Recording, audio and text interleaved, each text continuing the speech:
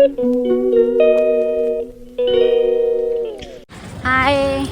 आमे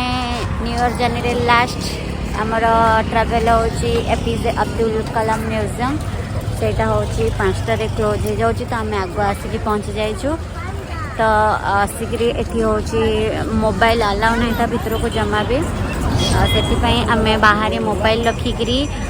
मोबाइल तापर जहाँ भी अच्छी माने हमरो इलेक्ट्रिक जिनस आम सब छाड़ी जाऊँ मोबाइल कैमेरा किसी भी अलाउ ना भितर को तो आम छाड़ी जाऊँ आसिक पुणी भिडियो करुँची बाहरटा आपन को मैंने देखा दूसरी पुणी आसिले देखा रामेश्वरम मंदिर ठारू आमर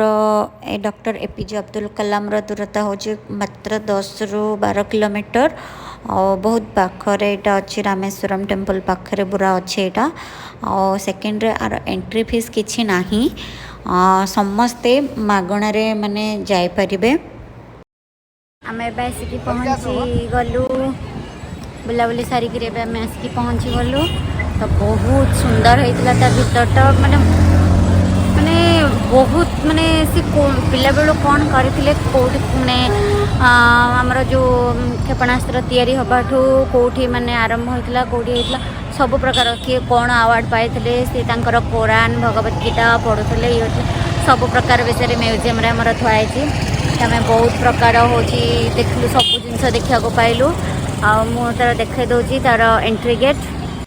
यहाँ है तार एंट्री गेट आउटा तार एग्जिट गेट एपटे लोक मैंने आसुँच देखिपे तो बहुत सुंदर थिला हूँ म्यूजियमटा तो ये देखिपे doctor APJ Abdul Kalam national memorial तो यहाँ आमर रामेश्वरम पाखरे अच्छे तो बहुत सुंदर थिला यहाँ क्लीन भी बहुत थिला पार्किंग तो भितर पार्क भी व्यवस्था अच्छी बहुत सुंदर थिला तो चारिपट एमती पाखरे टी स्टॉल पार्किंग व्यवस्था भी बहुत सारा अच्छी बढ़िया अच्छी ए म्यूजियम भितर को चप्पल माने अलाउ नहीं समस्ते बाहर स्टैंड रे चप्पल रखिक जाउछंती तो से म्यूजियम भितर बहुत क्लीन बहुत माने बारंबार भी माने सफा होची परिष्कार रखा होची हाँ बहुत बढ़िया माने ता भितरटा अच्छी आ भितर डॉक्टर एपीजे अब्दुल कलाम माने सी ये देहत्याग करते जेहेतु ये समाधि भी ये अच्छी सब प्रकार माने ये सुविधा अच्छी माने तांकर पानी बाथरूम सब व्यवस्था अच्छी बहुत बढ़िया रखी माने मेंटेन करके प्लेस टाको सब इंटरेस्टिंग इंसान सी गीता वो माने गीता बाइबल और कुरान तीनटा को एकटी स्टडी करंती बहुत भल लगे एक्चुअली जगह ना जदि आपण माने आछंती रामेश्वर आछंती ताहले doctor APJ Abdul Kalam national memorial को निश्चिंत आसतु आ बुलिकी जातु गाड़ी आम म्यूजियम रू बाहरिकी आम पलि आसलु तो यहाँ आम लास्ट ट्रिप थिला न्यू ईयर रे तो ये आम चलु तो चलो एबे आम घरे पहुँची जाइछु तो एबे समय है 9:38 एबे आसिक पहुँचलु पूरा थकी जाइछु आमे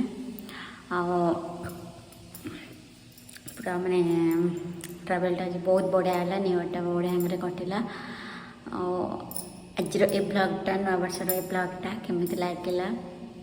समस्ते कमेंट करके जानबे आ भल लगे गोटे सब्सक्राइब निश्चिंत करेंगे